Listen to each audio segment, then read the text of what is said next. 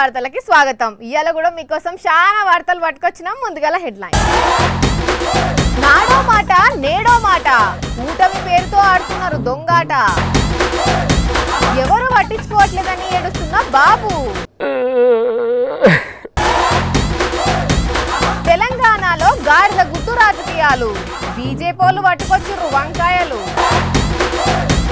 Mallareddy dance, ముసిరైండ్రు ఆయన fan. RTC బస్సులో ఆడోళ్ళ లొల్లి, కొట్టుకుంటున్నారు మళ్ళీ మళ్ళీ. నేడే చూడండి బాబు, నేడే చూడండి. పవర్ స్టార్ పవన్ కళ్యాణ్, నటసింహం నందమూరి బాలకృష్ణ, 45 years ఇండస్ట్రీ చంద్రబాబు ముగ్గురు కలిసి నటించిన పొలిటికల్ డ్రామా కంపెనీ నాడో మాట నేడో మాట. నేడే చూడండి బాబు, నేడే చూడండి. అవును, నేడే చూడండి బాబు, నేడే చూడండి. ఫస్ట్ పర్ఫార్మెన్స్ భాస్కర్ అవార్డు గ్రహీత బాబు గారితో స్టార్ట్ చేద్దాం. నరేంద్ర మోడీ కరుడుగట్టిన ఉగ్రవాది, నరేంద్ర మోడీ కరుడుగట్టిన ఉగ్రవాది, మంచివాడు కాదు. కట్ చేస్తే చూశారు కదా బాబు గారి నాడో మాట నేడో మాట. నాడు మోడీ ఉగ్రవాది, నేడు స్నేహితుడట. ఇలాంటి performance never before ever after. ఇక బాబు గారే ఈ రేంజ్ లో పర్ఫార్మెన్స్ చేశాడంటే సినిమాల్లో నటించే పవన్ ఇంకా ఏ రేంజ్ లో నటించాలి. అందుకే పవన్ పొలిటికల్ పర్ఫార్మెన్స్ కూడా చూసేద్దాం ఇప్పుడు.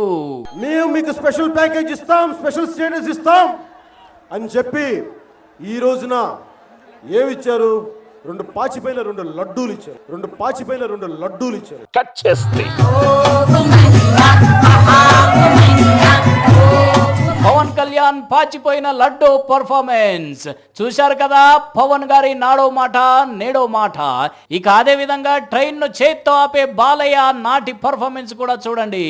మా ఆంధ్ర రాష్ట్రం కూడా మీ గుజరాత్ కాదు, మీ ఇష్టొచ్చినట్లు పరిపాలన ఇక్కడ సాగించడానికి ముగ్గురే. ఎవరికేం తక్కువ కాదు, ఎవరేం బీజేపీని మోడీని తక్కువగా తిట్టలేదు. కానీ సీన్ కట్ చేస్తే ఇవాళ ముగ్గురికి ముగ్గురు మోడీ ముందు మోకరిల్లి దండాలు పెడుతున్నారు.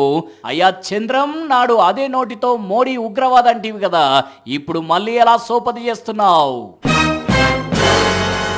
అయ్యా పవన్, నాడు బీజేపీ పాచిపోయిన లడ్డు ఇచ్చిందంటివి కదా, ఇప్పుడు మరి ఆ పాచిపోయిన లడ్డు తినుకుంటూ వాళ్ళతో కలిసి ఎట్లా తిరుగుతున్నావు? అయ్యా బాలయ్య, ఇది గుజరాత్ కాదు ఇక్కడ ఇష్టం వచ్చినట్టు చేయడానికి అని మోడీని అంటారు కదా, మరి ఇప్పుడు ఆయనతోనే కలిసి ఎందుకుంటున్నారు? ఇక్కడే అర్థమవుతున్నాయి మీ డ్యూయల్ గేములు, 2 నాలుకల మాటలు. ఇవన్నీ జనాలు చూస్తలేరనుకుంటే పొరపాటే సుమి. అర్థమవుతుందా? పాలిటిక్స్ లో ఉన్నంత ప్రాఫిట్ ఇంకెక్కడ ఉండదు. ఏదో ఒక పార్టీ పెట్టి టికెట్లు అమ్ముకుంటే బొచ్చడు పైసలు వస్తాయి. ఇంకో స్టెప్ ముందుకేసి ఎవరితోనన్నా పొత్తు పెట్టుకుంటే ఇంకిన్ని పైసలు వస్తాయి. ఇప్పుడు పవన్ కళ్యాణ్ కూడా గిదే బిజినెస్ చేసి మస్తు పైసలు కమాయించిండు అని అంటున్నాడు పోతిన మహేష్. కాపు సామాజిక వర్గానికి మీరందరూ పెద్దన్న పాత్ర పోషించాలి. ఎవరు? పవన్ కళ్యాణా? అవును అన్నాడు. బీసీలందరికీ మార్పు కోసం పనిచేయాలని చెప్పారు. ఓ అసోంటి ముచ్చట్లు మస్తు చెప్తాడు. కానీ పవన్ కళ్యాణ్ గారు మాత్రం చంద్రబాబు గారికి పాలేరులాగా, పాలేరు కన్నా హీనంగా పనిచేయడానికి మాత్రమే ఆయన హీరో నుంచి పాలేరుగా మారిందంటే మార్పు వచ్చిందన్నట్టే కదా. ప్రజారాజ్యం పార్టీ చిరంజీవి గారు ఎన్నికల్లో పోటీ చేసి నడపలేక అన్న పార్టీ పెట్టి ఎత్తేసిండు. మరి తమ్ముడు ఏం చేసిండు? కానీ పవన్ కళ్యాణ్ గారు మాత్రం పార్టీ పెట్టడానికి ముందే జనసేన పార్టీని చంద్రబాబు గారికి అమ్ముకొని డబ్బులు తీసుకొని పార్టీ పెట్టారు. అంటే సినిమాకు సైన్ చేయకముందు హీరోలకు నిర్మాతలు అడ్వాన్స్లు ఇస్తారు కదా, అట్లనే ఈయన పార్టీ పెట్టడానికి ముందే చంద్రబాబు దగ్గర అడ్వాన్స్ తీసుకున్నాడేమో. అందుకనే పవన్ కళ్యాణ్ గారిని ఒక పొలిటికల్ 420 అనాలి. పవన్ పొలిటికల్ 420 అయితే మరి చంద్రబాబు ఏంది పొలిటికల్ 840నా? కళ్యాణ్ గారు జనసేన పార్టీ పెట్టింది ఆయన వ్యక్తిగతంగా ఆస్తులు కొనుక్కోవడానికి. అందాదా ఆయన ఆస్తులు ఎంత ఉంటాయి సార్? ఈ రోజు ఆయన ఆస్తుల విలువ 1500 నుంచి 2000 కోట్ల రూపాయలకు పైగా ఉంటాయని మాత్రం నేను చాలా స్పష్టంగా తెలియజేస్తాను. ఆగో అక్కడ కొడాలి నాని సార్ ఉన్నాడు, చంద్రబాబు మీద ఫైర్ అవుతున్నాడు. ఏమంటాడో చూద్దాం. ఏమంటున్నారు సార్ జనం? గ్రామంలోకి వెళ్తే ఆ దరిద్రుడు, ఆ ముసలి వేదోకి భయం పోయే కాలం వచ్చింది, మాకు వచ్చే డబ్బులు ఎందుకు ఆపుతున్నాడు వాడని చెప్పి ఇక్కడ ఉన్నటువంటి మహిళమ్మ తల్లులు కానీ విద్యార్థులు కానీ అమ్మన బూతులు చంద్రబాబుని తిడుతున్నారు. చంద్రబాబుకి సిగ్గు శరము సీము నెత్తురు లేదు. నోటి కాడ బువ్వెత్త కొడితే తిట్టరా మరి? చంద్రబాబుకి సిగ్గు శరము సీము నెత్తురు లేదు. లేకపోతే అట్లా చేస్తాడా? అవసరమైతే గాడిద కాళ్ళు పట్టుకుంటాడు, సంక నాకుతాడు, బూట్లు నాకుతాడు, ఏదైనా చేస్తాడు. ఇప్పుడు ఆయన మీ పార్టీని పచ్చి బూతులు తిడుతున్నాడు, చూసిండ్రా? చంద్రబాబు నాయుడికి ఇది ఆఖరి ఎన్నికలు. ఆయన కొడుకు అయితే పప్పుగాడి మంగళగిరిలో కూడా గెలిచే పరిస్థితి లేదు. పనికిరాని వెధవ. అది కాదు సార్, గంత వయసు వచ్చిన పెద్ద మనిషి గట్ల నోటికి వచ్చినట్టు గలీజ్ తిట్లు తిడుతుండేంది? 56 ఏళ్ల వయసు వచ్చి ముసల నక్క గుంట నక్క ఫ్రస్ట్రేషన్ లో పిచ్చి వాగుతున్నాడు. వాళ్ళు ఏదో సూపర్ 6 అని ఏదో పెట్టినట్ట కదా. చంద్రబాబు నాయుడు అనేవాడు ఒక ద్రోహి, ఒక వెన్నుపోటుదారుడు. అవసరానికి ఏదైనా అడ్డమైన వాగ్దానాలు చేస్తాడు. అవసరం తీరిపోయినాక నాయి బ్రాహ్మణుల్ని సెక్రటరీ దేవాలయం మిమ్మల్ని ఎవరు లోపల రానిచ్చాడని, అదేవిధంగా పల్లికారులను తమాషాలు చేస్తున్నారు, పిచ్చ కథలు ఏమి వద్దని చెప్పి ఇచ్చినటువంటి మాటను నిలబెట్టుకున్నటువంటి వ్యక్తి చంద్రబాబు నాయుడు అన్నది ఈ రాష్ట్ర ప్రజలు తెలుసు. ఆడు సూపర్ 6 కాదు, సూపర్ 60, సూపర్ 600 ఇచ్చినా కూడా చంద్రబాబుకి 1% ఓటు కూడా పెరగదని తెలిసి అందుకే తిడుతున్నాడేమో. ఆయన తిట్లిని జనాలు తూ అంటున్నారు సార్. ఇక పోతే మన గరంలో చూడబోయే తర్వాత వార్త ఏంటంటే ఏడు వినిపిస్తుంది. ఎవరు?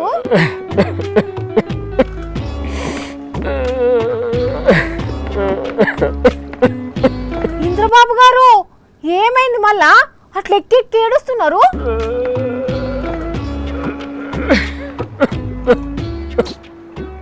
అయ్యో ఊకోండి సార్, ప్లీజ్ ఏడవద్దు. ఎందుకు? నేను ఏడుస్తా ఉంటే జాలనిపిస్తా ఉందా నా మీద? కాదు, ఈ బ్రహ్మానందం డైలాగ్ గుర్తుకొస్తుంది. ఎద్దులో ఉన్న ఏడిస్తే దరిద్రంగా ఉంటది.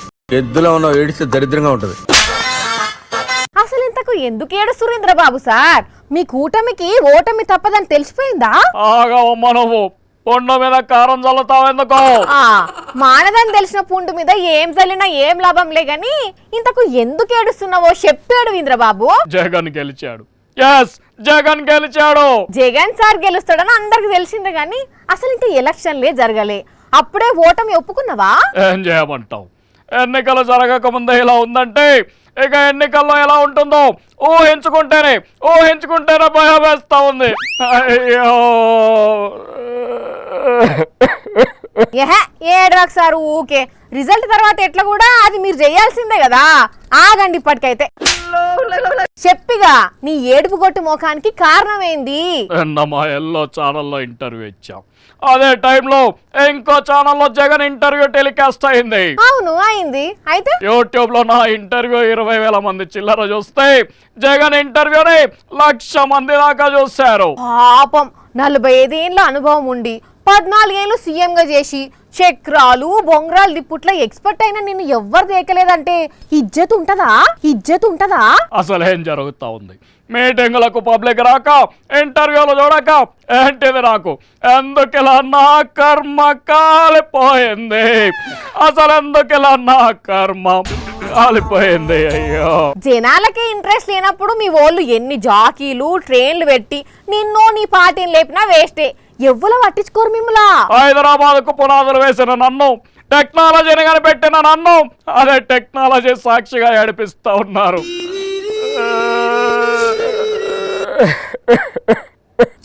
ఎంత కష్టం వచ్చింది ఇంద్రబాబు నీకు.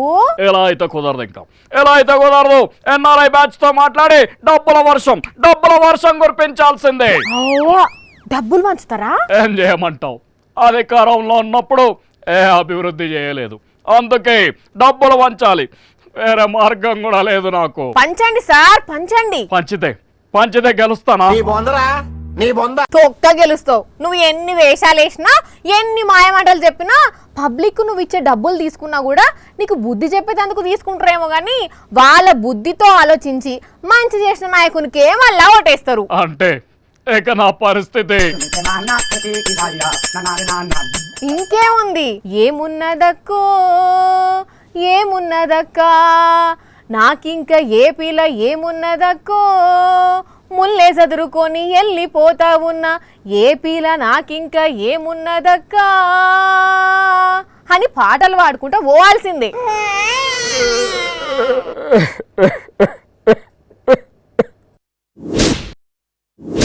తెలంగాణలో ఇప్పుడు గాడిద గుడ్డు వంకాయల పంచాయతీ నడుస్తుందిలా. అది కూడా ఆషామాషి పంచాయతీ కాదు, రాజకీయ పంచాయతీ. గాడిద గుడ్డు వెనక ఓ పార్టీ ఉంటే వంకాయ వెనక మరో పార్టీ ఉంది. అందుకే ఇవి రెండు కూడా నువ్వెంత అంటే నువ్వెంత అనుకుంటా రచ్చ రచ్చ చేస్తున్నాయి.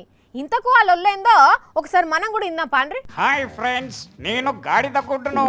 హాయ్ ఫ్రెండ్స్, నేను వంకాయను.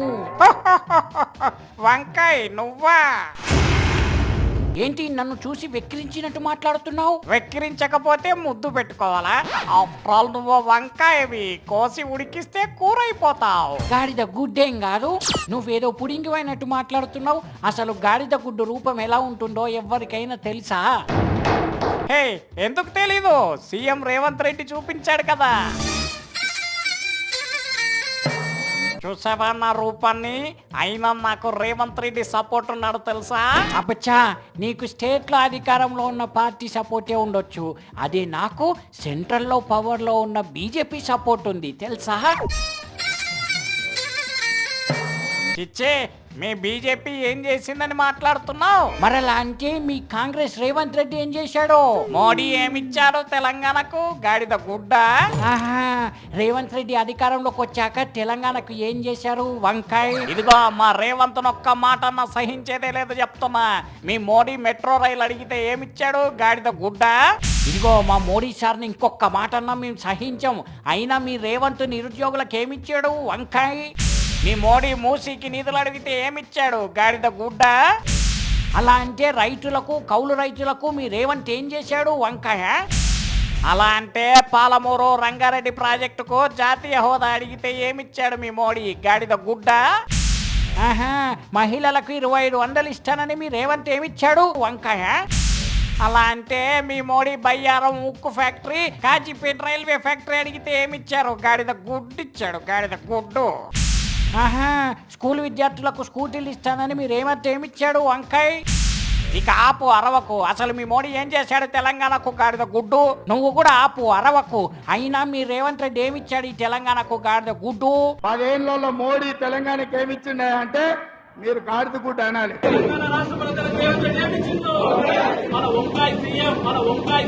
చూసిన రానుల్లా హిట్లుంది తెలంగాణలో గాడిద గుడ్డు వంకాయల పొలిటికల్ పంచాది. పాటలు పాడేటోళ్లకు మంచి మ్యూజిక్ వినబడితే చాలు, అక్కడ పాట పాడే సందర్భం లేకున్నా లోపట్నైతే బరాబర్గా పాట పాడతారు.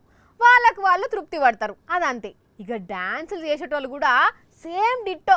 మంచి ఊపున్న పాట వినబడితే డాన్స్ చేసే అవకాశం లేకున్నా నిలబడే కాళ్ళను అటు ఇటు తిప్పుతారు. ఎంతమందిని చూస్తలేం కదా. అయితే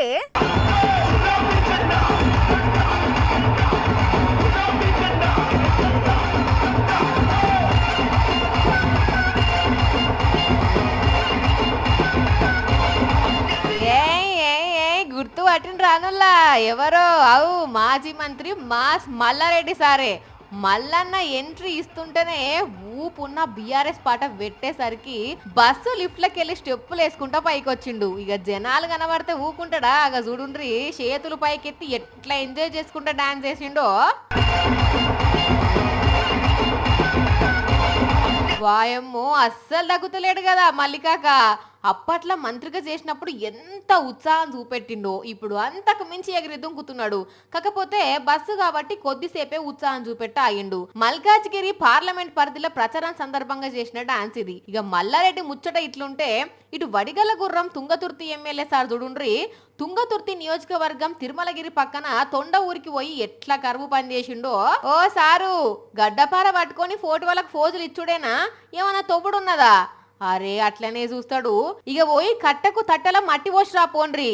అబ్బో, ఏమో అనుకున్నావు, సారు గట్టిగానే బరువులు మోస్తున్నాడు. ఎంతైనా సారు రైతే కదా.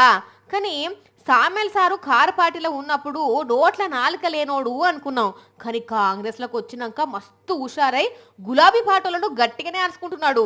ఇట్లున్నాయి తెలంగాణలో ఎలక్షన్ ప్రచారాలు. తెలంగాణలో ఫ్రీగా తీసుకుపోయే బస్సులల్లా మా లేడీస్ అమ్మలక్కల నడుమ, కండక్టర్లు ప్రయాణికుల నడుమ పొట్టు పంచాది అయితే చూసినాం. ఆఖరికి మహిళల పెన్మిట్ల నడుమ కొట్లాట్లు అయితే కూడా చూసినాం. కేసులు పెట్టుకుంటుంటే కూడా చూసినాం కదా. అయితే ఈడ మాత్రము పంచాది డ్రైవర్కు ప్రయాణికురాలకి నడుమ అయిందుల్లా. పంచాది అంటే మామూలు పంచాది కాదుల్లో, నడి రోడ్డు మీద